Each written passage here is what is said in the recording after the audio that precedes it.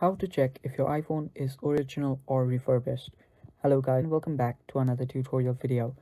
So let's just get started. First, open up your settings. After you do that, go to General. After you're on General, tap on About. Now right here you will see your device's specification and details. So what we'll do here is first we'll check out the serial number. Now if you long press on it, you'll get the option to copy it. Just copy the serial number and we'll go to a web browser. So right here you'll need to go to checkcoverage.apple.com. After you do that, just type your serial number right here and submit it.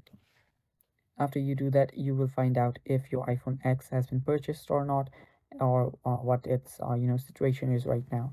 If your coverage is there or not, your paid service, your phone support, and if it's there, congratulations.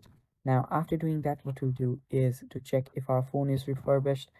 We'll just have to go back here and check our model number.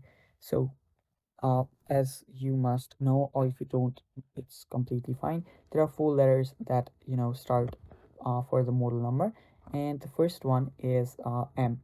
So if your model number starts with M, congratulations, your device is purchased from Apple Store Online or Apple Retail Store. So it's a very authentic piece.